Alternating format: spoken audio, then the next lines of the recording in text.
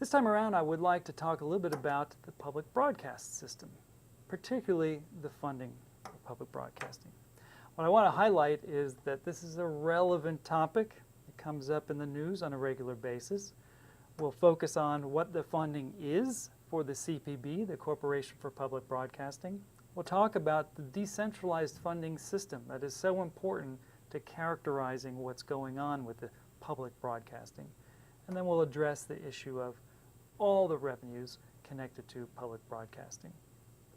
And I'm pointing this out and highlighting it because this is something that I find students have some trouble with, particularly because it doesn't follow what you might expect to be conventional wisdom, and it doesn't follow the commercial kind of model that we've been seeing before and we're exposed to most of the time. So let's get started. First thing up, how much money is going to be coming through is going to be dependent on whether the government wants to make those funds available. Well, in 2011, we find that the House decided to try to defund the Corporation for Public Broadcasting. In 2016, the candidates for government, candidates for president, some of them, included cutting the funding for public broadcasting as part of their platforms when they were running. More recently, in 2018, the Trump administration announced that they were going to cut the funding for PBS and NPR, and of course that really means cutting the funding for the Corporation for Public Broadcasting. So you can see this is something that's coming up in the news fairly regularly, and so it is extra beneficial for us to know a little bit more about the details associated with the funding for this public broadcast system. Okay, so what are the costs? First of all, we have to recognize that the legislature appropriates funds to the Corporation for Public Broadcasting. That's where the federal money is coming from. They do that annually for the following year. And over the past number of years, it's been $445 million. And it probably will be that way this year and the next year too, unless they do end up cutting the funding. But how much is that essentially? You know, obviously that's a lot of money, and it could be going to a variety of sources. What does that mean per person? Well, a per person breakdown would be $1.45 per person a year in the United States in order to fund this. So those are the costs. Now, how do they distribute that money is the question. What I want to highlight with this next couple of slides is the players and how the money transfers from one to the other. So, of course, we've talked about the CPB, the Corporation for Public Broadcasting, and you're probably familiar with PBS, the Public Broadcast System. They are the primary providers of public television programming. And then NPR, maybe not too familiar with that one. They used to be called National Public Radio, but now they're just NPR. And they're one of the primary providers of programming for public radio. The question is, how is the funding connected among these? And that's what we want to dive into and highlight that it's a very decentralized system.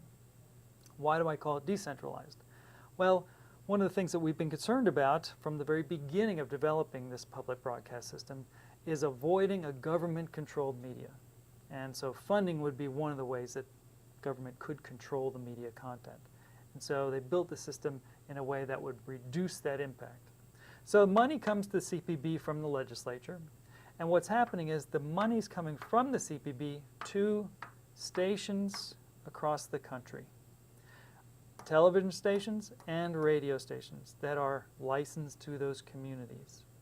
Now, for example, we have WUCF FM, WUCF TV here in Orlando, and WUCF TV gets a grant from the CPB. So the money is coming from CPB going to WUCF. Now, WUCF has a decision to make. What kind of programming do they want? What do they think their audience wants?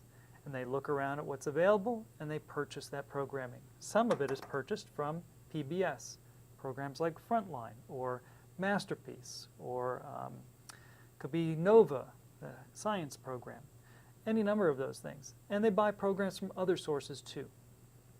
In Orlando, in terms of radio, we have WMFE, They're a public radio station that buys programming from NPR. CPB gives them money. There's a grant. So the money goes from CPB to the radio station, WMFV. They turn around and say, our community would like to buy or like to listen to the programming from NPR. So they buy different shows like Morning Edition and All Things Considered and a variety of other shows. They also buy shows from other providers like American Public Media. So the decision about what to play is made by the stations. The money is coming, some of the money anyway, is coming from the CBB to the stations. They make the decision about what to purchase. Okay, so that's why it's decentralized. It's not CPB funding directly PBS and NPR. It's funding stations. Stations then buy the programming. Okay, there's a pie chart below that will help you see this a little more clearly. I just want to highlight a couple of parts to it.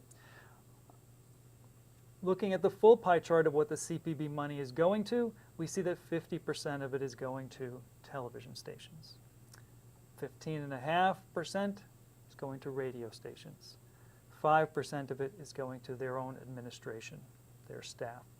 So the majority of that money is not going to a PBS and NPR and other providers. The majority of the money is going to stations that then serve their communities. All right, now what about the revenues? Let's take a look at the revenues in relation to other sources besides the CPB. And you can see this also in a pie chart just below. Subscribers or donors, these are folks who are probably known as viewers like you. They do that a lot in the public television station. You hear perhaps on radio asking for donors. Those folks account for 25% of the public broadcasting system operation. The revenues, I should say. Businesses account for 16%. And this, as you've read in your book, relates to something called underwriting. Underwriting is kind of like a stripped-down commercial that is run on non-commercial stations. And so that is the businesses accounting for 16%. Then the CPB, just for comparison, is 15% of the funding overall. So you can see that it's about comparable to the business support, and we have a strong support from people who are in the communities that care about those stations. All right, this brings me to my last point, and that's the idea that we have a public-private partnership going on here. There's public money that's going in to fund it, private money that's going to fund it. And the balance is going to be different depending on the kind of medium. TV, you see, if you look at the partnership graph just below, TV is about 50% public, 50% private. Radio is about 2/3 private, 1/3 public. And so this really does highlight the kind of public-private partnership I think we strive for in a variety of our nonprofit and our government efforts around the United States. And it's been successful in that way. I will say that that doesn't mean that there aren't good arguments, as you read about in the book, for changing some of the funding for these outlets. And that doesn't mean there aren't good arguments for keeping it as it is. But I do want to be sure that you understand what the relationship is and really understand that funding approach that goes into the public broadcast system.